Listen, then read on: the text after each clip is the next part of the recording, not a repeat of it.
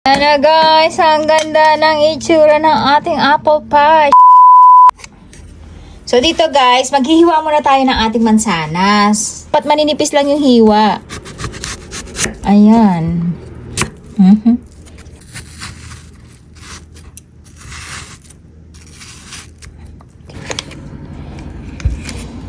Okay.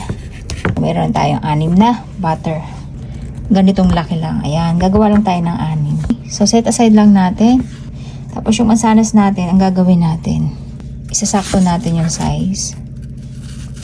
Yung sa ating pie sheets. Ayan.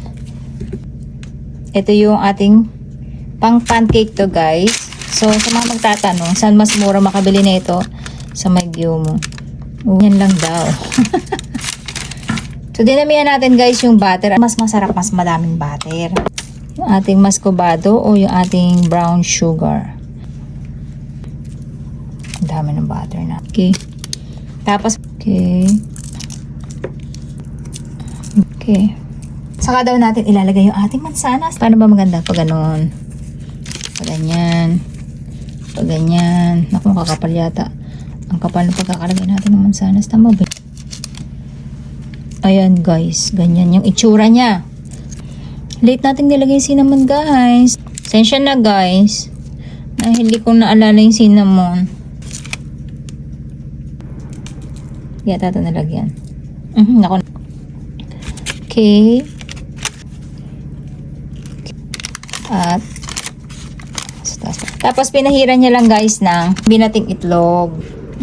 Tapos hindi niya sinabi kung gaano kainit yung pagbe-bake natin. So walang walang binanggit. So ayan na guys, i-bake lang natin for 30 minutes sa loob ng 180 natin. So dito naman natin siya sa ilalim isa lang para hindi siya agad mabigla. Ayan, at 180 lang sa loob ng 30 minutes. So ito na guys yung ating pie. Ay, just ang bango. Ay, titikman na natin syempre. Oy, at malutong siya. Dahil marami yung butter pala natin siguro kaya parang medyo naging siya masabaw. Ito yung ating isa. Ganda guys! At tignan pa natin yung saksi tong cellphone na to. Hindi nakisama. Ito maubta-ub pa. Ayan! Jaja! Ay, natanggal. Wow! Look at that guys. Ang sarap. Siyempre hindi mawawala yung ating tikiman. Ano guys, ang ganda ng itsura ng ating apple pie. Siyempre yung lasa, yun ang importante. Titikman natin.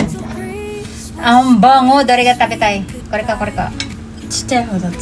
Tingnan nyo guys. Ang lutong. Tadakimasu.